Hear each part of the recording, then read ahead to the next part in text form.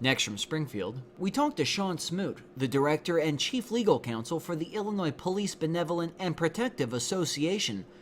We talked to Mr. Smoot about recently adopted Illinois police reforms, ways Illinois police can serve their communities better, and how the recent anti-police backlash has affected the way law enforcement performs their duties.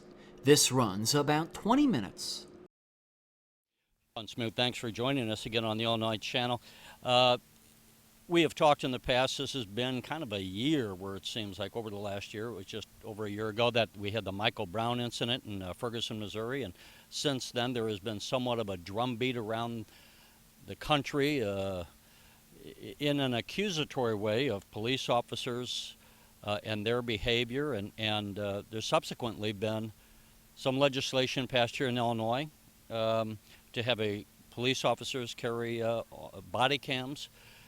Give us, if you might, before we get in any other detail, just what is your overview and what impact is this environment having on police officers that you talk with?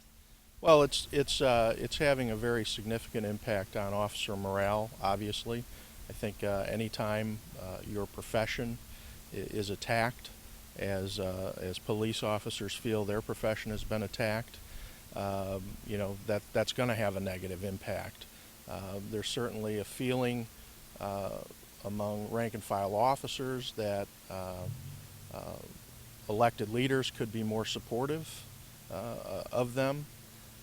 There seems to be whenever an incident occurs, there seems to be a fairly quick rush to judgment on officer conduct, and they rarely these days seem to get the benefit of any doubt. Now, what we have seen from the Brown incident and several others is usually when the facts all ultimately come out, these situations, while oftentimes can be tragic, don't resemble at all what the initial story was in the aftermath of their occurrence.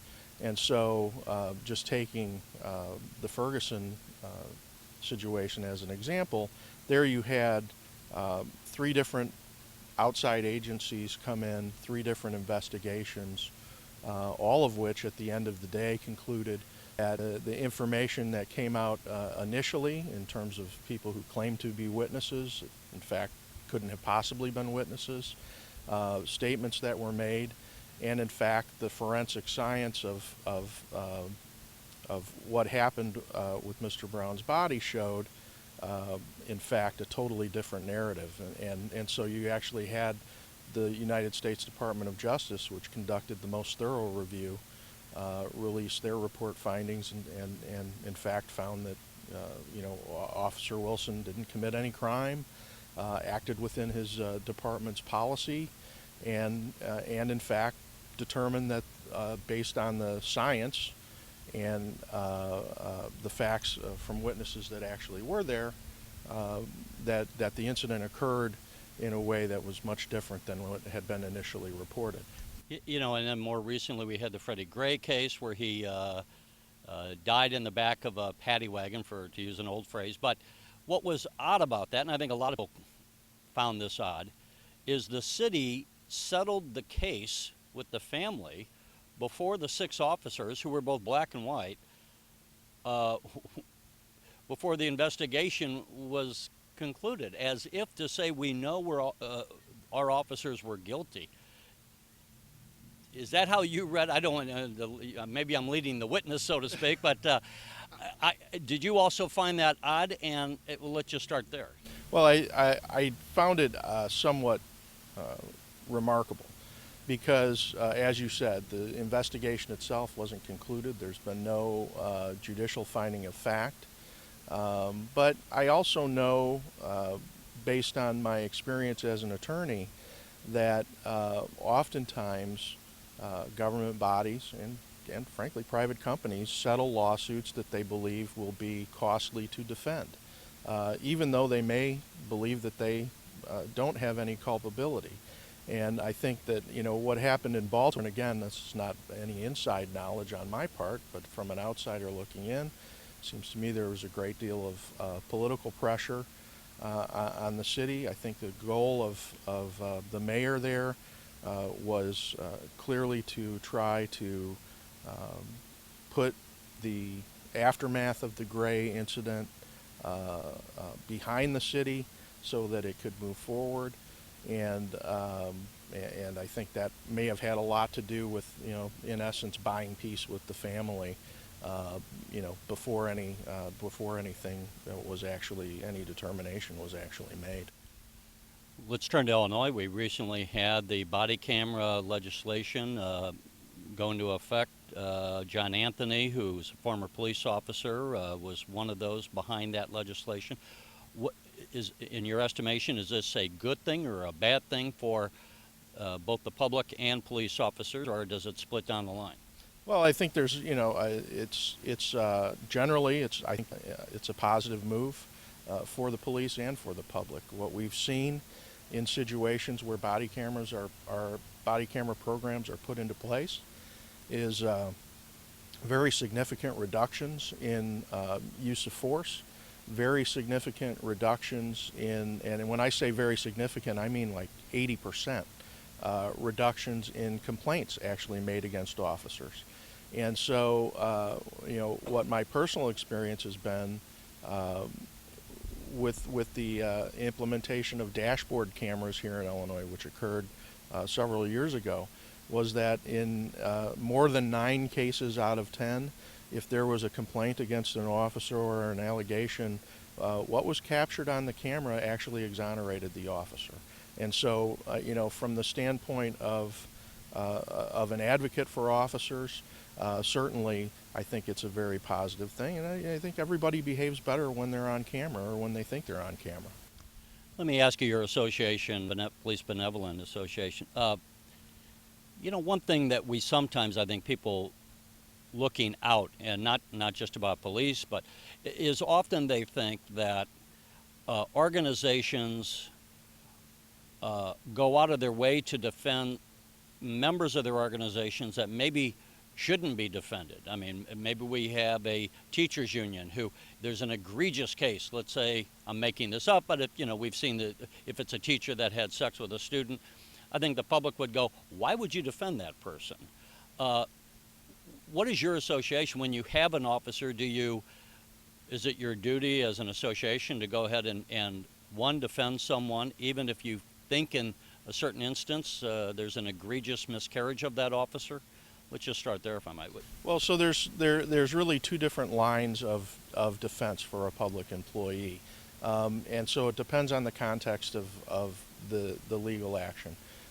Teachers unions, police unions, fire unions, all unions have a duty to fairly represent their members, and if they fail to meet that obligation under the law, that member can come back and sue the union, and in fact that has happened before.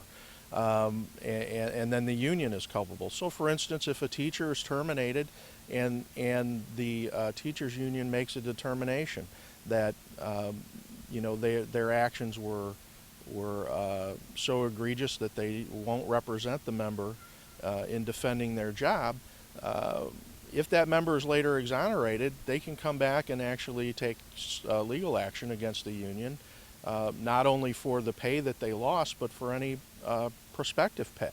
And so that's a very significant risk for unions to take. So what typically happens is, they will defend a person's employment to the point that they feel that they've exhausted a grievance procedure.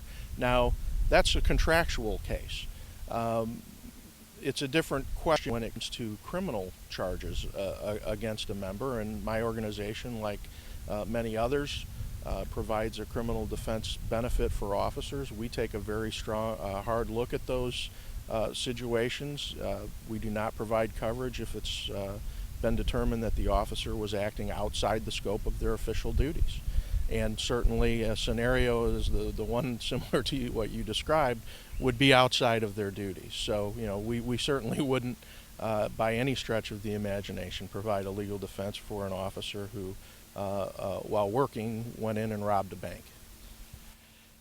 And then lastly, one of the things that we hear virtually every weekend some statistics about how many people in Chicago were shot and killed. Recently, Mayor Emanuel took 300 officers who were on desk duty and put them out into the street and brought in clerical people to do those clerical jobs. I don't know if, as an association, you get into these issues, but do you have any reaction to that? And what could be done if you've had any discussions on addressing the violence in Chicago or other areas? Let's start there, and I'll just have a quick follow-up. Well, I think Chicago's a unique circumstance, certainly within the state of Illinois. It's a unique place geographically, culturally, and from the standpoint of criminal analysis. I think what the mayor has attempted to do is avoid what the city really needs to do, which is hire additional police officers. The Chicago Police Department has been permitted by attrition, meaning officers retire and they're not replaced by new hires, to reduce its manpower by over 1,000 officers over the past 6 years, maybe 7 years. That's a tremendous reduction in manpower for a city that clearly has pockets within its boundaries of very, very high incidence of violent crime. And so, the removal of officers from administrative duties and putting them on the street it has been kind of a Band-Aid approach, in my opinion. What I think the city really needs to do is buttress its police department, and that's not unique to Chicago. Most departments around the state and around the country have seen reductions of 10%, some places even more, in their officer manpower, and it shouldn't come as a tremendous surprise when that's the case, and you have ongoing gang problems and drug territory wars going on, and these pockets of extremely violent crime incidents. Do you, if I can jump in, do you think in a situation like Chicago, which is, I think, unique, as I understand it, I mean, New York has a much larger population and has less murders going on than Chicago, so it stands out that something there is going on. Can a city by itself address that issue in your estimation, or does it also need to have maybe the input of state and maybe even federal help because it's a unique circumstance? Well, I think, in Chicago's case, and I've looked at Chicago versus other major cities around the country, including Los Angeles and New York and Houston, and what other cities have attempted to do in terms of responding to the violent crime in their cities. And you're absolutely right. New York has, I think, about half the number of murders, homicides that Chicago has, and I believe Los Angeles has about half. But their populations are tremendously higher than the city of Chicago, and the area of the city is much greater. So the answer to your question is, I think that every level of government has a role to play, as does the private sector. I mean, if you look at the patch in Chicago that are the most violent, they also are places where there is very limited, if any, access to health care, very limited, if any, economic development occurring, and very limited access to educational opportunities. And so, in Chicago's case, if you look at certain neighborhoods, the fact of the matter is they were segregated neighborhoods 40 years ago, and they're still segregated neighborhoods. And they have become islands of where there is just virtually no services available. And we've got to figure out a way to break the cycle, and part of breaking that cycle, at least I think in New York and Los Angeles, has been really creating some synergy within those communities for change, some gentrification. I think New York has seen tremendous change in population of communities that were 15 or 20 years ago open drug markets, and now the homes in those communities are selling for over $1 million. Yeah, I would point out, if people don't know, like Harlem, which used to be a very low economic and crime-ridden has now been gentrified, and as the city, just because it was the one place where people could go in and get a pretty big bang for their real estate buck, but that also changed the dynamic of that neighborhood. So perhaps some of it isn't just the policing, but just the general approach to society. On that, let's just bring, and I could say, you know, obviously there's so many issues here, we could talk at length for an hour or so, but you're also on the President's 21st Century Policing Council, looking ahead. And again, I'm sure we could spend an hour probably just on that area, but if we can get a thumbnail area. As you discuss these issues, and not just in Illinois, but on a federal level, are there one or two or three things that really stand out? To what extent are we looking at more equipment? We've talked about body cameras, and there's a technological difference to policing. And to what extent are we looking as a society to say, how do we get our police force to be more integrated, for lack of a better term, with the communities that they police? So maybe there's a way to break down those barriers where it isn't seen to be us against them. Well, I think, you know, Illinois is really leading the way in terms of making that happen. As you, I believe, know, Senate Bill 1304 was passed on a bipartisan, bicameral basis a number of months ago. Governor Rauner signed it into law a little over a month ago. And let's explain what that would do. And that's the legislation that you were referring to that creates a body-worn camera implementation and creates guidelines for the use of body-worn cameras.